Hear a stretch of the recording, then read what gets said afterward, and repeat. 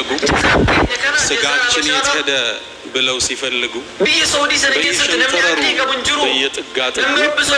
አስሰው በምድር በሰማይ አገኙት ቦርጭ ሆኖ አንድ ሰው ገላለ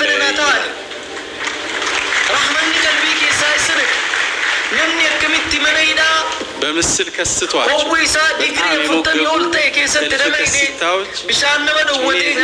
ባቴ እያሉ ሲፈልጉ የማይሆን ቦታ ላይ ያገኙት እንዲህ አይነት ሰዎች አሉ። ሀገራችንን የኢኮኖሚ ሽቀት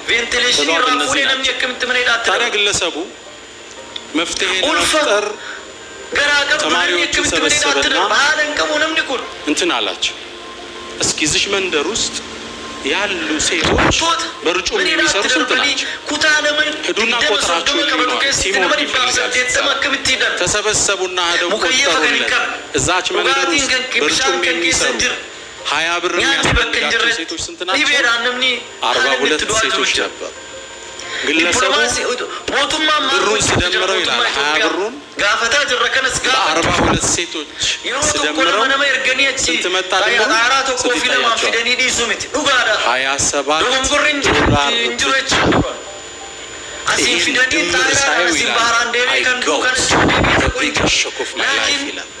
እንደዚህ በህይወቴ $27 ለአንድ መስቀል ተስማኝ ነው። ከባርነት በማይተናነስ ጭቆስ ቢኖር በጣም ልብ በሉ ወዳጆች፣ ችግሮችን በመተንተን ብቻ አንፈታቸው። ገዝፈው የሚታዩ ነገሮች ቀርበን ስንሞክራቸው መፍትሄያቸው ቀላል ሊሆን ይችላል። ታዲያ ይህ ግለሰብ ስማቸው መሐመድ ነው። ግለሰቡ ይህን ብር አወጡና ለእነዚህ ምስኪኖች ሰጧቸው። ግለሰቦቹ መለከቱ ቀርቃሃውን ገዝተው 2 መስፈርቱን አነሳላቸው። የምትሸጡት በምትፈልጉት ዋጋ ለምትፈልጉት ሰው አላቸው። ውሸት ጀመሩ፣ አተረፉ። ብሩን መለሱለት። አሁንም ሰጣቸው፣ መለሱለት። አቅሙ ሲያንሰው ለምን መንደሮችን ለማብዛት ማልበደር አለ። ባንክ ካሄዱ እነዚህ ምስኪኖች አሉ፣ ሰርተው ሰጠውኛል፣ አበድሯቸው አለ። ባንክ ሊቀበል ነው በጭራሽ። ለምን? ባንኮቹም መስፈርታቸው እኛ ደሃን አናበድርም። ምክንያቱም ይሄ ደሃ የሚባለው ማህበረሰብ ኮላተራል የሚያዝ ነገር የለው። ይሄ ደግሞ በባንክ ቋንቋ ክሬዲት ወርዝ አይደለም፣ ለአቅመ ብድር አልደረሰም። ይሄን አሰራር ደግሞ የባንኩ ስርዓት አይፈቅድም።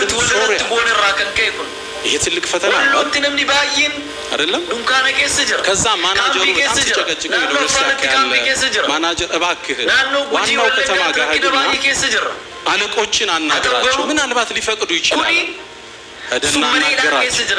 ሲያናግራቸው የተለያየ ፊት እንጂ የተለየ መልስ ሳይገኝ ተመለሰ። ሁሎችም በአንድ ቃል ደሃን አናበድርም። ድሆች ናቸው። በተሰጣቸው ሰርተው ይለውጣሉ። ሊያበድራቸው የሚችል ግን የህይወት ስርዓት እጃቸው ላይ የለም። ከዚህም በላይ ደግሞ አሉት 20 ብር ማበደር 100 ብር ማበደር ወረቀት ዕዳ ነው አሉት። ግልጽ ነው። 40 ብር ሊወስድ አንድ ሰው ተሰልፎ ወረቀት ተጽፎለት ማህተም ፔፐር ነው። ተስፋ ቆረጠ። ታዲያ መፍትሄው ምንድን ነው?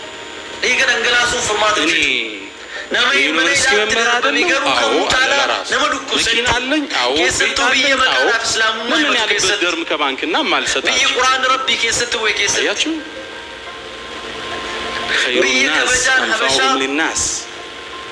አፋፍ ሀገርን አግኝተው መስዋዕት የሆኑ ሰዎችን ነው ታሪክ የሚያወሳቸው። አላህም ይወዳቸው። ግለሰቡ የራሱን ቤት ንብረት አሳዝና ተበደረ። ለአንድ መንደር ሰጣቸው፣ ሰርተው ሰጡት። ሁለተኛ መንደር አደረገው፣ ሰርተው ሰጡት። 10፣ 50፣ 100 በርካታ መንደሮችን ሰጠ። ንብረቱ እስኪችልለት ድረስ የመኪናው የቤቱ ዋጋ የሚችልለትን ያልተበድሮ ሰጣቸው። በጣም ደስተኛ ሆነ። እነሱ ህይወታቸው እየተለወጠ ነው፣ ብር እየመለሱ። ይሄን የምስራት ዜና ይዞ ወደ ባንኩ ማናጀሮች መጣና ይሄው ሰርተው እኮ ሰጡ። እናንተ ብትሰጧቸው እኔ ምሳሌ ነኝ እመኑኝ አላቸው። ፕሮፌሰር እያታለሉ ነው አሉት። ትንሽ ወፈር ያለ ብር ስትሰጣቸው ይቀጡና እናቀኝ ይላል። ኮላተራል የለም መያዣ የለም ዋስትና። አሁን እዚህ ቦታ ላይ ናው ምን ያድር? ቁመናው 100 መንደር ድረስ ብቻ መሄድ እሾቹ የሚቆጠር መንደሮች ነው። ይህኔ የመፍትሄ ሀሳብ ላይ ደረሰ። ጥናትን አደረገ የግል ባንክ ለመመስረት።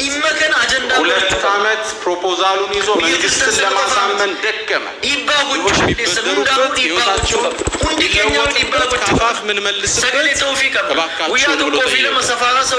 ከ2 ዓመት መመለስ በኋላ ዓለም ያጨበጨበለት ግራሚን ባንክ ባንግላዴሽ ላይ ሆነ።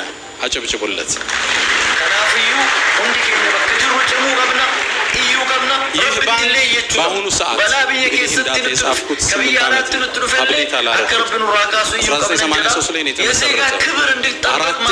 46,000 የባንግላዴሽ መንደሮች ላይ አገልግሎት ይሰጣል። ይህ ባንክ ስንት መንደር መልሱልኝ? 46,000 መንደር ሰርቪስ ይሰጣል። የዛሬ 8 ዓመት ዳታ። ይህ ባንክ 1267 ስታፎች አሉ። የስራ ዕድል ፈጥሯል። ማናጀሩ፣ አካውንታንቱ። ይህ ባንክ 12,000 ስታፍ ሜምበር አለው። 1267 ብራንች አለው። የንግድ ባንክ ብራንች ያውቃል? የንግድ ባንክ ብራንች ስንት አለ? በእሳት እየነደዱ ትልቁ ባንክ የምንለው እሱ ነው። ሚያውቃል? ትንሽ ባንክ አለ ሚያውቃል? ንግድ ባንክ አልሰረፏቸው በሱ እንድትለኩት ብዬ እዚህ እንደው ኑሮ ይላሻሽል ህይወትን ልለውጥ ብሎ ይሄን አካል በእርግጠኝነት ዳታ እንዳልኳችሁ 10 ዓመት ያልፈዋል። ሊበልጥ እንደሚችል አስባለሁ። 1267 ብራንቾች አሉት ግራሚን ባንክ። ይህ ባንክ እስካሁን ድረስ 4.5 ቢሊዮን ዶላሮችን አበድሯል። ይህ ባንክ በየዓመቱ ለ3.7 ሚሊዮን ህዝቦች የብድር አገልግሎት ይሰጣል። እነዚህ ውስጥ ደግሞ 96ቶቹ 96% ናቸው ሴቶች ናቸው። ሴቶች መንግስትም እዛ ያለው ተወካይም በአጠቃላይ ማለት ነው ዜጎች በዚህ አልቆመም። ፕሮፌሰር መሐመድ ዩኑስ ለምን ከባንግላዴሾች ዓለምን አልታደግም አለ። ከዛም ቪዥን ፖቨርቲ ፍሪ ወርልድ ህልምን ቀረጸ። ከድህነት የጸዳን ዓለም መፍታት እሱንም ለማድረግ ማይክሮ ክሬዲት ፋይናንስ ሙቭመንትን ጀመረ። ሀገራችን ላይ ጥቃቅንና አነስተኛ የሚባል ታውቃላችሁ። የማን ቪዥን ይመስላችሁ? ተመልከቱ። የተለያዩ ቦታዎች ላይ ብዙ አካል ሲያስ ለመራድነት ሲወስን ሀገሩ በላይ ነው አድማስ የሚጠጡት የላቸውም። የነዛ ግን ደብል ነው። በሰው ሀገር መሆን ሌላ መከራ፣ ስቃይ፣ ህመም እስር